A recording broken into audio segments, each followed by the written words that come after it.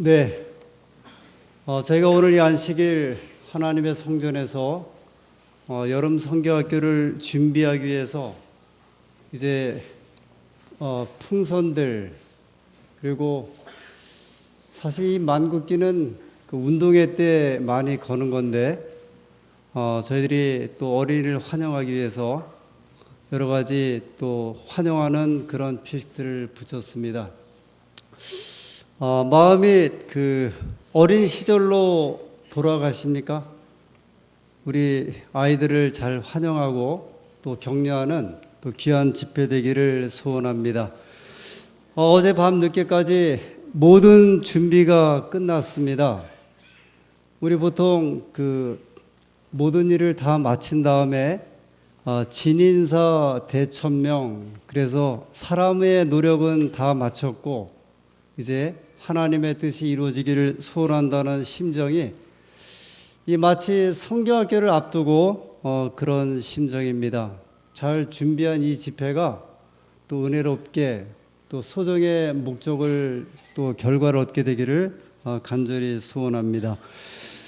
아무래도 이 자리를 빌어서 지난 일요일에 있었던 그 저희 둘째 아이 예식에 대한 감사의 말씀을 드리는 게 좋을 것 같습니다. 성원과 격려 속에 예식을 잘 마치게 되었습니다.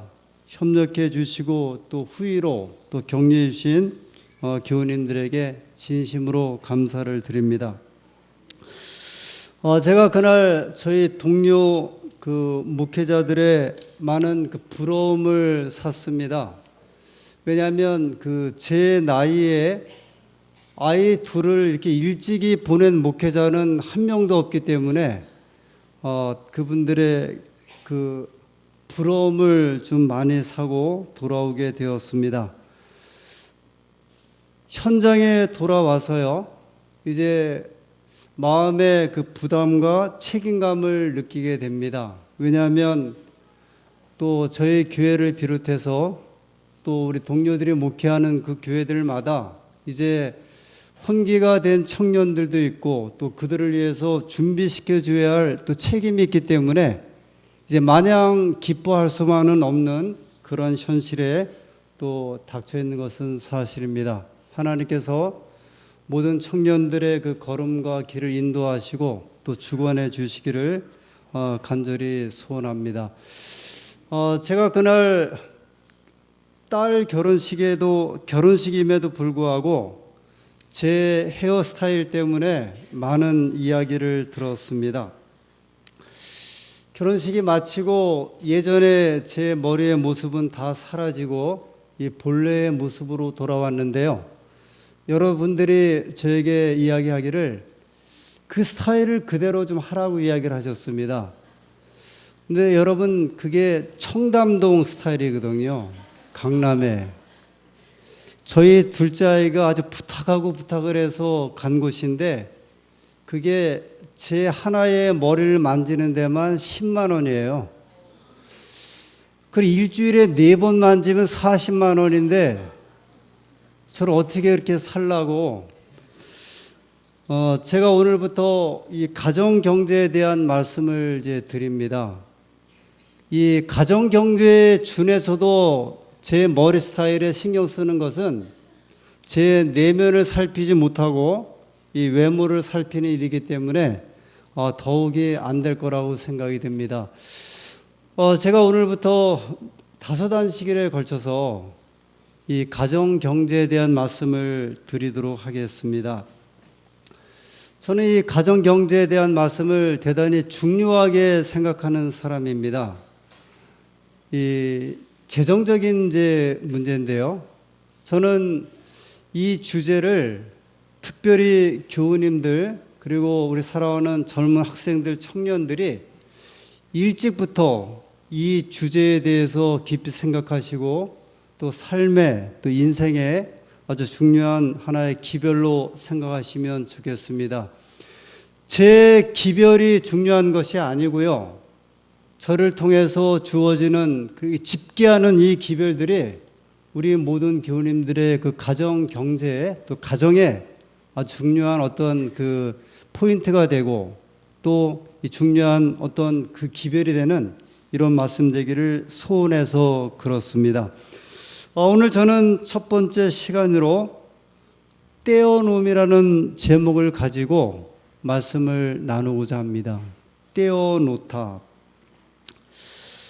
이 떼어놓다고 하는 말은요, 물론 이제 다른 표현을 하면 이 두 사람을 떼어놓다고 하는 또 의미도 될 수가 있어요. 이게 갈라놓다. 그런데 그런 의미보다도요, 이 떼어놓다는 이 말은 한 부분을 잘라놓다, 이런 의미로 말씀을 좀 드리고 싶습니다. 또 다른 의미로 이 말씀을 좀 이 떼어놓다고 하는 말을 적용하면 구별해 놓다, 이런 의미로 이 떼어놓음을 좀 생각하고자 합니다. 무엇인가를 이제 구분한다는 거죠. 이것은요, 많은 것에서 적은 것으로 이렇게 덜어낸다는 의미도 가질 수 있고요. 또 이것은 편할 수도 있고 고통스러울 수도 있다는 내용입니다. 쉬울 수도 있고 어려울 수도 있다는 이야기. 경제적인 이제 문제에 있어서 우리 삶에 첫 번째 떼어놓는 경험이 필요한데, 다시 말씀드리면 우리의 가정의 재정이나 내 사업의 어떤 재정을 건실하게 하는 방법 중에 한 가지는 떼어 놓아야 한다는 거예요. 성경에도 이런 주제에 대해서 여러 가지로 말씀을 하셨습니다.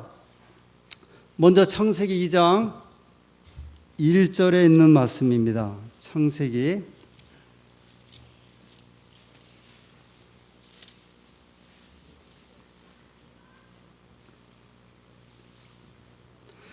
창세기 2장 1절, 천지와 만물이 다 이루니라. 하나님의 지으시던 일이 일곱째 날이 이를 때에 마치니 그 지으시던 일이 다함으로 일곱째 날에 안식하시니라. 이 안식일에 대한 말씀이죠. 3절, 하나님이 일곱째 날을 복주사 거룩하게 하셨으니, 하나님께서 6일 동안 세상을 창조하시고 일곱째 되는 날, 이 일곱째 되는 날도 창조 사역에 포함되는 날이에요.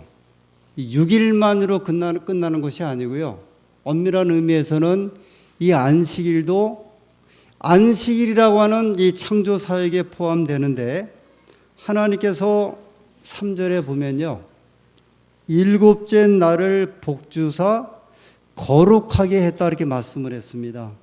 이 거룩하게 했다고 하는 말은 이 구별되다, 그런 의미를 가지고 있고요. 7일 가운데 6일을 이제 놓고 하루를 떼어 놓았다는 그런 의미를 가질 수 있습니다. 7일 가운데 하루를 하나님께서 거룩하게 하셨다는 말씀은요, 떼어 놓았다, 특별한 목적으로 이 안식일을 떼어 놓았다는 이런 말씀입니다. 6일 가운데 하나님께서 6일을 두시고 하루를 떼어 놓으셨다. 하나님께서요, 세상을 만드실 때부터 사람의 안녕과 복지를 위해서 하루를 떼어 놓으셨습니다. 그날이 무슨 날이에요? 안식일이라고 말씀을 합니다. 그래서 하나님께서는 우리에게 이 안식일에 대한 개념을 주실 때 일주일 가운데 하루를 먼저 떼어놓고 시작하도록 말씀하셨어요. 6일을 다 쓰고 난 다음에 나머지 시간을 하나님께서 우리에게 쓰도록 하신 것이 아니고요, 우리 시간 개념에 있어 하나님께서는 6일 세상을 창조하시고 사람을 창조하신 다음에 첫 번째 맞는 날이 무슨 날이냐면 안식일이에요. 사람에게 있어서 안식일은 먼저 구별되고 떼어놓는 날입니다. 그래서 우리 특별히 신약 성경에는 이 안식일을 이렇게 이야기를 할 때, 그 당시에는 지금과 같은 일, 월, 화, 일요일, 월요일, 화요일에 대한 이 매일매일의 이름이 없었을 때에는 안식 후 첫날, 안식 후 둘째 날, 날을 시작하고 계산할 때 항상 안식일이 이제 먼저 시작되죠. 안식 후 첫날에, 안식 후 둘째 날에. 두 번째로 성소를 통해서 하나님께서는 이 떼어놓으심에 대한 교훈을 주셨습니다. 출애굽기 25장 8절의 말씀입니다. 출애굽기 25장 8절.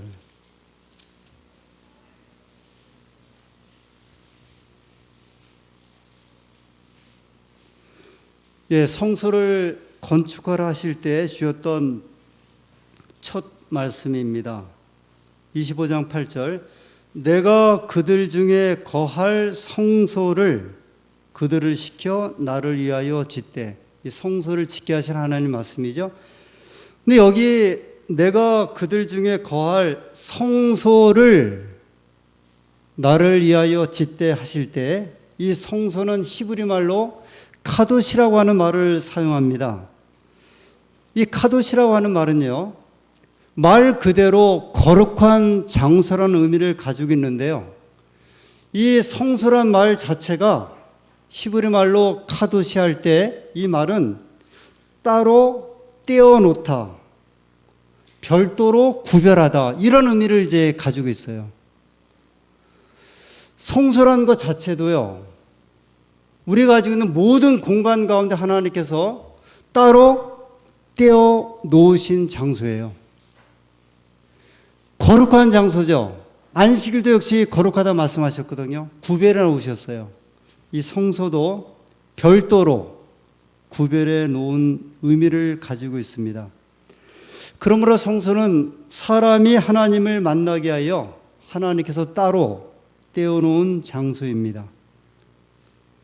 11조에 대해서 하나님께서 떼어놓음에 대해서 말씀을 했습니다. 레위기서 27장 30절. 레위기서 27장 30절입니다.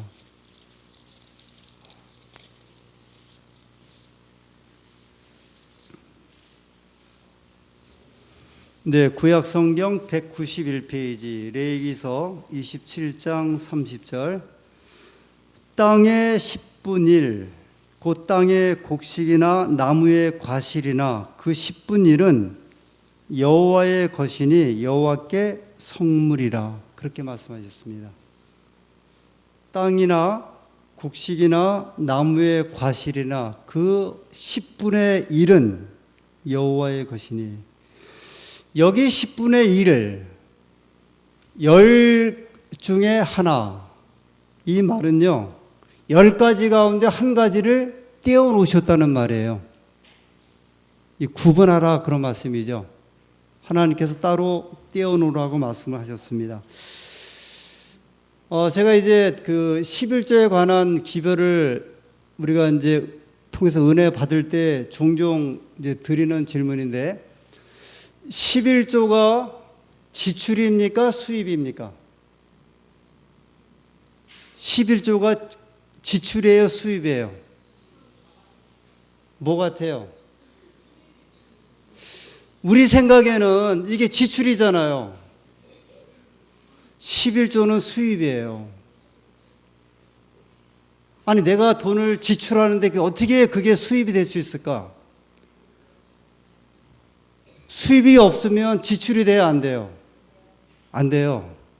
11조가 내가 수입이 없는데 11조를 억지로 드릴 수 있어요? 없어요? 못 드려요. 11조는 수입 개념이에요. 그래서 수입이 많을수록 올라가는 게 뭐예요? 11조예요. 제가 이런 말씀에 대한 의미를 듣고, 이 말씀은 이제 홍선선 목사님이 주신 말씀인데, 하나님이 11조를 이렇게 구분하셨다, 왜 굳이 이렇게 떼어놓으라고 하셨을까 했을 적에, 이 떼어놓음에 대한 것은 안식일과 더불어 이 11조는 대단히 큰 축복입니다. 뒤에 언제 이 주제가 있을 때 더 자세하게 말씀을 드리겠습니다. 심지어는 하나님께서요, 인간의 복리를 위해서도 떼어놓으라 이렇게 말씀하셨습니다. 신명기 24장 20절. 신명기 24장 20절이요.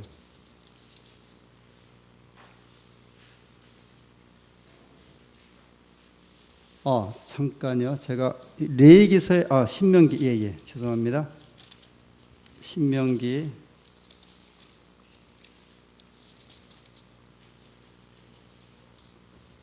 네, 구약 성경 299페이지 신명기 24장 20절 제가 읽겠습니다. 내가 내 감람나무를 떤 후에 그 가지를 다시 살피지 말고 그 남은 것은 객과 고아와 과부를 위하여 버려두며 21절 내가 내 포도원에 포도를 딴 후에 그 남은 것을 다시 따지 말고 객과 고아와 과부를 위하여 버려두라. 수확물 우리가 보통 이제 그 곡식이라든지 아니면은 나무 위에 그 과일을 딸 때 하나님께서는 다 따지 말고 나머지를 남겨두라 말씀하셨어요. 우리식으로 말하면 이게 까치밥이에요. 그죠? 저 감나무에 감 여러 개 남겨놓고 그 새들이 와서 먹는 소위 그 까치밥인데요. 하나님께서는 이스라엘 백성들에게 그 모든 수확물의 일부를 떼어 놓으라고 하셨어요. 빈민을 위해서 그렇게 하라 말씀을 합니다. 저 미국의 유명한 그 샴 쌍둥이 이렇게 머리를 분리시켰던 그 유명한 우리 그 의사분이요. 제가 그분 이름은 깜빡 잊었는데 누구죠? 벤 카슨. 이분이 그 오바마 대통령이 있는 그 조찬 기도회에서 30분 동안 연설했을 적에 그때 잠깐 영상 보셨죠? 이분이 대통령 앞에서 그 다음에 3,000명의 미국의 모든 지도자들 앞에서 앞으로 미국이 나아갈 방향을 소개할 때 이 말씀을 소개를 했어요. 첫 번째는 10일제였고요. 미국의 모든 사람의 10분의 1을 세금으로 내면 이 땅에 있는 백성들이 절대 굶주리지 않는다. 이것이 이제 나라의 통치 법칙이라 이야기를 했고, 그 다음에 신명기 24장에 있는 말씀을 하면서 우리에게 있는 수확의 일부분을 다른 사람을 위하여 남겨주면 절대로 굶주리지 않는다. 그게 오늘날도 적용하는 말씀이라고 미국의 정재계 지도자 3,000명이 모인 그 기도회에서 이 말씀을 읽으면서 백성들이 권고를 했습니다. 하나님께서요, 심지어는 우리 수확물의 일부도 어떻게 해놓고요, 그걸 다 거두어들이지 말고 떼어놓으라고 말씀을 하셨습니다. 가정경제에 대한 말씀을 제가 시작하면서 가정경제의 처음은 떼어놓는 거예요. 이 떼어놓는다는 것은 어떤 것이 떼어놓는 것이 될까? 저는 이제 좀 독특한 방법을 사용을 하고 있는데, 제가 이제 아마 이 가정경제 할 때 여러 다른 사람의 사례도 소개하고 저도 이제 제 사례를 소개를 하게 될 터인데요. 저는 수입의 일부를 통장에다가 이제 따로 보관하지 않고요.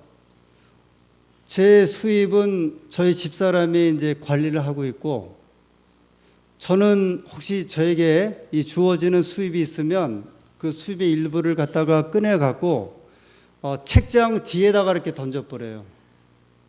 책장 뒤에다가요. 이 책장은 쉽게 움직이지 않는 책장인데요. 통장에다가 두면은 제가 반드시 쓰게 돼 있더라고요. 그런데 아예 제 힘으로 아무리 급해도 빼쓸 수 없는 곳이 어디냐면 책장 뒤거든요. 거기다가 넣어놓으면 아예 책을 드러내기 전에는 그 책장을 꺼낼 수가 없어요. 이것이 제가 사용하고 있는 이 떼어놓는 방법입니다. 요새 이제 사람들이 어떻게 그 가정 경제 또는 재정을 관리할까? 한 젊은 직장인이 자기가 통장을 가지고 있는데 통장이 몇 개를 가지고 있냐면 12개를 가지고 있대요. 12개요. 2개는 수입 통장이랍니다. 하나는 월급 통장, 또 하나는 월급 말고 들어오는 통장이래요. 여기 보면 이제 출장비, 뭐 연말 정산, 그 다음에 성과급, 그 다음에 어떤 동전. 그 이분은 이걸 갖다가 행운 통장이라고 이렇게 이제 붙여놨어요. 그 다음에 비상금 통장이 하나 있고요. 공과금 통장. 여기는 이제 통신비, 가스비, 뭐 전기세. 그 다음에 연간 비용 통장. 매월 5만 원씩 여기다 넣었는데요. 경조사 비용, 뭐 부모님 생신 선물, 효도 통장. 그 다음에 나의 용돈 통장, 용돈 저축 통장. 용돈을 쓰고 난 다음에 나머지를 또 거다 안 넣고요. 용돈이 남은 데 쓰는지 이런 것. 뭐 여행 통장, 자기 개발 통장. 그다음에 마지막으로 월드비전에 한 달에 2만 원씩 이제 보내는 그 봉사 통장. 혹시 이제 이게 실제적인 면에서요. 청년들 가운데 개인 통장이 있는 분들이 있으세요? 청년들 가운데 자기 통장 가지고 있는 분들이요. 아니면 학생들 가운데 자기 통장 가지고 있는 학생들이 있어요. 학생들. 현경인 있는데 저는 제 개인 통장을 결혼하기 전까지는 한 번도 갖지를 못했어요. 가르쳐 준 분도 없었고요. 물론 예전에 학교에서 이제 자기 통장 갖게 했지만 제가 결혼하기 전까지 제가 직장 생활을 할 때 대학 들어가기 전에 제 봉급이 작지는 않았습니다. 제가 열관리사로 있었기 때문에요. 제 기억이 그때 77년, 8년도에 31만 원이 저의 봉급이었어요. 이거 작은 금액 아니었습니다. 왜냐하면 제가 나중에 5년 지나서 대학 나오고 첫 봉급이 16만 원이었거든요. 근데 그때도 돈을 저축한다는 개념을 몰랐어요. 왜냐하면 어려서부터 돈이라는 것이 저에게는 없었고 가정에도 없었기 때문에 돈을 떼어놓으라든지 저축한다는 이야기 자체가 아예 성립이 안 될 때였거든요.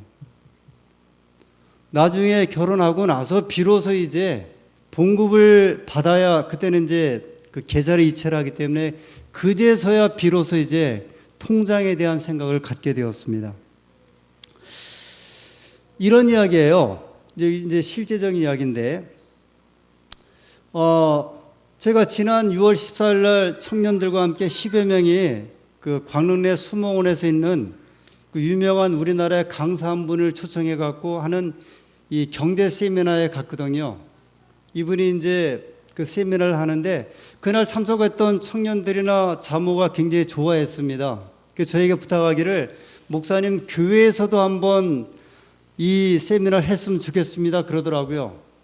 근데 제가 하는 거 한번 잘 들으셔도 못지 않을 거예요. 그런데 그 강사분이요, 자기는 통장을 50개를 가지고 있다고 그랬어요. 근데 분명히 이야기를 했거든요. 그 지금 여러분 세상은요, 우리가 상상할 수 없을 정도로 어떻게 살아야 하는지 이 사람들은 가지고 있는 거예요. 근데 제가 왜 이런 이야기를 하게 되냐면, 이건 사실 제가 그 깊이 생각한 중 한 가지인데, 저희 지금 60대에서 70세 되신 분들이 정식 공무원이나 직장 생활하는 분 제외하고 국민연금 받으시나요? 대부분 안 받으시거든요. 그 다음에 60, 70대 되신 분들이 수입이 있어요, 없어요? 정식으로 이렇게 자식이 주는 이런 어떤 수입이나 그런 거 말고 어떤 연금이나 하는 이런 데서 오는 수입이 있으세요, 없으세요? 없어요. 없어요. 그런데요, 욕은 하지 마세요. 목회자들은요, 제가 그래서 생각을 해본 거예요. 우리는 이제 예수님의 재림을 생각을 하고 이제 그 준비하는 생애로 이렇게 살았잖아요. 그래서 그 삶을 산다. 그 사실은 어떻게 보면 미래를 위한 준비하는 삶을 거의 살지 않고 살았어요. 그렇게 살았거든요. 근데 목사들은 제가 보니까 예수님이 내일 재림하시면 오늘까지도 연금을 모으고 있더라고요. 그럼 왜 교우님들이 이걸 안 가르쳐 주게 되었는가? 사실 저희 교회 제도는, 저희 안식일교회 제도는 굉장히 선진적인 제도라 이 서양 미국 제도이기 때문에요. 일반 개신교회 목사님들 만나 이야기해 보면 굉장히 부러워하는 제도예요. 이 연금 제도나 이런 제도들이요.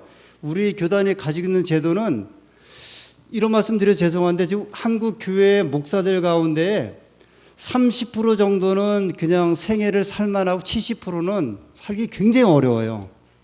왜냐하면 이게 조직화된 그런 재정 제도가 없기 때문에요. 근데 이것이 어디도 그러냐면 우리 이제 교우님들도 그런 거죠. 60세, 70세가 되는데 수입이 없어요. 그래서 제가 그래서 젊은이들부터 시작을 해서 30대, 40대도 지금 늦지는 않았어요. 제가 40대들에게는 어렵지만 연금을 드십시오. 국민연금. 제가 송관승 목사님하고 지난주 월요일에 장막봉에 이제 답사를 이렇게 같이 가는 중에, 여러 목사님 가는 중에 손 목사님하고 이런 이야기를 했어요.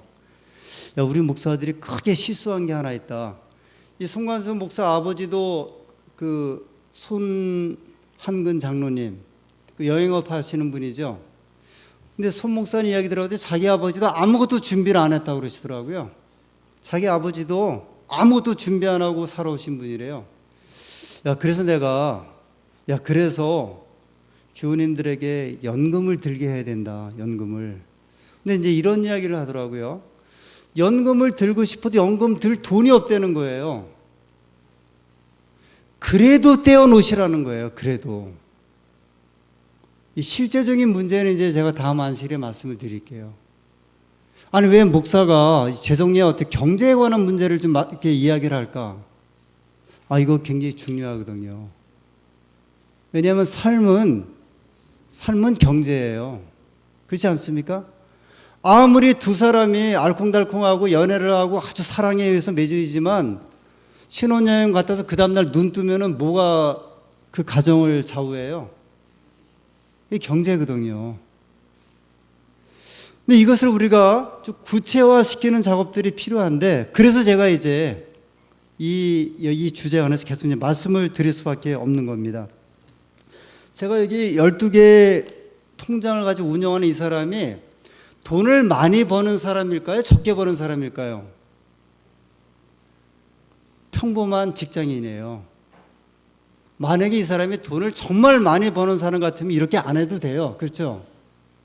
근데 그렇게 많이 벌지 못하는 사람들일수록 우리 삶에 계획이 필요한데, 그것이 뭐냐면 떼어놓는 거예요. 저는 이제 뒤에 말씀드리자 우리를 구두쇠처럼 마치 돈만 모으는, 이 양식만 모으는 쥐처럼 살라는 그 말씀은 아닌데요. 삶에 있어서 방향을 한번은 생각해 보자는 겁니다. 제가 이것은 개인적으로 이제 경험했던 것 중에 한 가지인데, 제가 전에 목회했던 그 광릉내 교회는 어린이집을 운영을 했어요. 저는 이제 대표자입니다. 뭐 재정과 이런 것들을 전혀 관여 안 하는 이 이름의 대표자지만, 그러나 책임을 가지게 되었는데요. 교사가 7명이었어요. 그 다음에 영어 교사가 8명이었습니다. 기사가 4명이었어요. 운전하시는 기사가. 조리사가 1명 있었어요. 한 달에 정식으로 봉급 주는 분이 20명이에요. 이거 중소기업을 운영하는 것과 같거든요. 근데 여기에 이제 제가 대표자인데, 그래서 저는 전혀 돈을 관여 안 하지만 매달 봉급을 줄 때 되면 봉급을 제대로 못 줬어요. 그래서 선생님들이 막 연락이 와요. 원장님이 연락이 옵니다. 목사님, 가불이라도 좀 해주세요.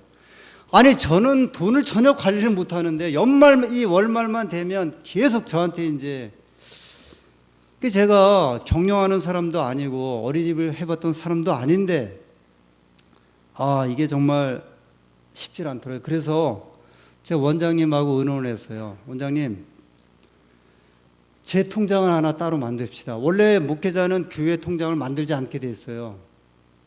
교회 통장이고 그렇지만 어린이집을 하면서 제 개인 통장을 만들자 그래갖고, 돈을 제가 이렇게 이제 수입을 보고하면 제 임의로 이제 돈을 떼어놓으라 그랬어요. 어느 달은 한 300만 원의 운영 자금이 있으면 심지어 200만 원을 떼어놓으라 그랬어요. 200만 원, 100만 원, 어떤 데는 150만 원.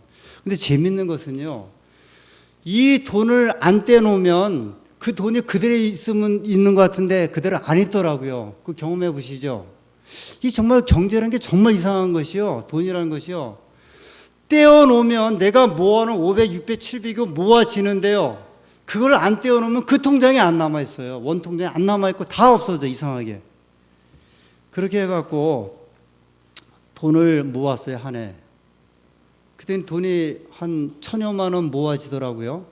그래서 잘 썼어요. 한 해에는 안 모았어요.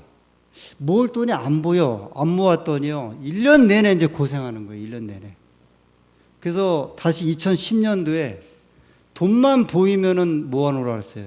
떼어놓으라. 이게 정말 떼어놓은 거예요. 1년을 마치 얼마를 모았냐면 4천만 원을 모았어요. 그렇게 해서 어린이집 새로 인간했는데 그 돈을 적절하게 썼어요. 6년 가운데 3년을 모아봤거든요. 안 모은 3년은 그 돈이 다 없어져 버리고요. 떼어놓은 돈은 그 돈이 남더라고요. 저는 모르겠어요. 이게 뭔지, 이게 어떤 그 회계학의 어떤 원리인지는 모르겠는데요. 그래서 떼어놓지 않으면 우리 삶의 방향을 특별히 경제적인 면에서는 정할 수가 없어요. 단돈 만 원도 사실 아까워요. 많아서 떼어놓는 게 아니거든요. 이 가정경주의 첫 시작은 떼어놓는 겁니다. 내가 가지고 있는 것에서요. 그 구체적인 내용은 이제 다음에 말씀을 드립니다. 저는 여기에서 한 가지 얻은 교훈이 있는데요. 재정뿐만이 아니라 우리 삶에 있어서도 내 삶에 떼어놓는 시간이 절대적으로 필요하다. 기도의 시간, 제가 지금 금요일 저녁마다 기도 주제를 가지고 말씀을 드리는데요. 이 기도에 관한 시간도요, 정말 고통스러운 거예요. 이거 떼어놓지 않으면 정말 기도하기 어려워요. 정말 어렵더라고요. 내가 그냥 저녁에 잘 때 기도해야지. 기도해 보셨죠? 눈을 감자마자 기도하자마자 어떻게 되던가요? 그러나 하루 피곤 때문에 그냥 무너져 버려요. 정말 내 신앙의 영성을 위해서도요, 이 살찜을 위해서도 시간을 떼어놓지 않으면, 성경 읽는 거 시간 많다고 성경 읽지 않아요? 이것도 어떻게 하셔야 돼요? 떼어놓으셔야 돼요. 자기가 시간을 정해놓고 떼어놓지 않으면요, 하루 24시간 있다고 성경 읽는 거 절대 아니에요. 떼어놓으셔야 돼요. 교회 오는 시간도 이거 떼어놓지 않으면 못 오세요. 이 안식일 우리가 예배 지키는 것도요, 정말 내가 시간을 떼어놓았기 때문에 가능한 것이죠. 아니에요. 이거 아무나 지키는 거 아닙니다. 우리의 생활, 시간, 생각 속에서 의지를 가지고 떼어놓으셔야 돼요. 더불어서 불필요한 것도 떼어놓음이 필요해요. 불필요한 생각들, 또 악의 요소들, 이것도 굉장히 고통스러운 거예요. 이거 안 떼어져요. 사람이 살아가면 갈수록 마치 뭐와 같은 원리냐면 실패를 갚는 것과 실패의 실을 갚는 것과 똑같아요. 오래 사시면 살수록 끊임없이 자기가 감아놓은 게 많아갖고요, 이거 풀기가 굉장히 어려워요. 아이들이 어떤 문제 해결에 있어서 쉽습니까? 어른이 쉽습니까? 아이들이 쉬워요. 애들은 금방 잊어버려요. 근데 나이가 40 먹고 50 먹고 60 먹으면 그거 덜어내기가, 이 삶은 덜어내야 되는 것인데요. 우리가 살면서 점점 필요한 것이 뭐냐면 자꾸 이제 떼어내야 되거든요. 실을 풀어내야 되는데, 여관에서 풀어내기가 굉장히 어려워요. 그 부부 생활이 그래서 어려운 거예요. 왜 신혼은 쉬운데 살아가면서 점점 어려운가? 왜 가정생활이, 그 다음에 사회생활의 모든 일들이 점점 어려운가? 그래서 우리는 늘 프로그래밍화하는 사람들이 자꾸 이렇게 뭔가를 만들어내려고 하는데요. 삶에 있어서 디스프로그램이 필요해요. 자꾸 덜어내는 프로그램이요. 계획을 세우면 세울수록 자꾸 어떤 것이 필요하냐면 그걸 덜어내셔야 돼요. 우리가 이제 컴퓨터를 쓰는 사람의 일종이 뭐냐면 정리하는 거죠. 자꾸 썼던 것을 정리하게 하는 그런 프로그램이 자꾸 깔아놓듯이요. 우리 삶에서 자꾸 덜어내는 것이 필요해요. 이것이 우리를 살찌게 하고 복되게 합니다. 이제 마지막으로 이 떼어놓음은 사실은 예수님께서 그분의 생애 가운데 우리에게 보이셨던 대단히 은혜로운 기별이었습니다. 우리 마가복음에 있는 이 말씀을 좀 보도록 하겠습니다. 마가복음 6장 41절에 있는 말씀입니다. 마가복음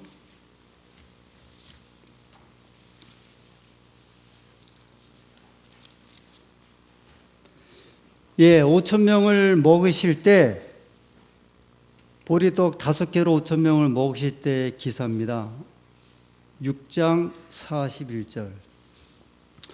예수께서 떡 5개와 물고기 2마리를 가지사 하늘을 우러러 축사하시고 떡을 떼어 제자들에게 주어 사람들 앞에 놓게 하시고 또 물고기 2마리도 모든 사람에게 나누어 주심에 다 배불리 먹고 남은 떡 조각과 물고기를 12바구니에 차게 거두었으며 떡을 먹은 남자가 5,000명이었더라. 5,000명을 먹이실 때요, 어떻게 먹이셨어요? 어린아이의 떡을 하늘을 우러러 이렇게 축사하시고 떡을 떼어서 어떻게 하셨어요? 나누어 주매. 예수님께서 떡을 떼어 주지 않으셨다고 하면 그날 5,000명은 그냥 돌아갔을 거예요. 떼어 주심은 예수님의 마음이신 것은 틀림이 없어요. 그분이 그 어린아이의 떡을 떼어 주심을 통해서 5,000명의 군중들이 그날 아주 배불리 먹고 12광줄이나 남은 그 경험으로 살게 되었습니다. 예수님께서요, 돌아가시기 전날 밤 그 성만찬 예식을 하실 때요, 마가복음 14장 22절에 이렇게 말씀하셨습니다. 마가복음 12장 22절.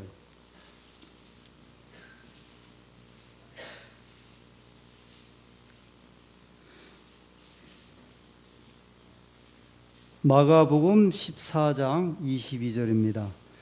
저희가 먹을 때에 예수께서 떡을 가지사 축복하시고 떼어 제자들에게 주시며 가라사대 받으라, 이것이 내 몸이니라 하시고. 5,000명을 먹이실 때는 어린아이의 떡을 사용하셨던 예수님께서요, 그분이 돌아가시기 전에 떡을 떼셔서 제자들에게 주시며 이것이 내 몸이니 받아 먹으라 말씀하셨어요. 돌아가시기 전날 밤에는 친히 그분께서요, 자기 몸을 떼어서 주신 거예요. 이것이 이제 구원의 섭리죠. 사실은 이 떼어주심에 대한 귀한 교훈은 이 성경 구약과 신약에 걸쳐서 하나님의 사랑과 은혜가 아주 가장 충만하게 보이신 그런 기별이라고 생각이 듭니다. 어떻게 보면요, 우리가 이 땅을 살아가는 것도 예수님께서 자기 몸을 떼어주심을 통해서 어떤 분은 40년 동안, 어떤 분은 70년 동안, 어떤 분은 80년 동안 굶주리지 않냐고. 마치 이스라엘 백성들이 가나안을 갈 때요, 40년 동안 그들이 생활할 때 하나님께서 그들의 옷을 헤어지지 아니하게 하셨고요, 그 다음에 신발을 닳게 하지 아니하셨고요, 40년 동안 먹으셨던 역사하심이 하나님께서 이미 구약을 통해서 떼어주심에 대한 실현이라고 말씀을 하십니다. 예수님께서 그렇게 얘기하셨잖아요. 이스라엘 백성들이 광야에서 먹었던 떡은 누가 내려준 떡이라고요? 내가 내려준 떡이라고 말씀하셨습니다.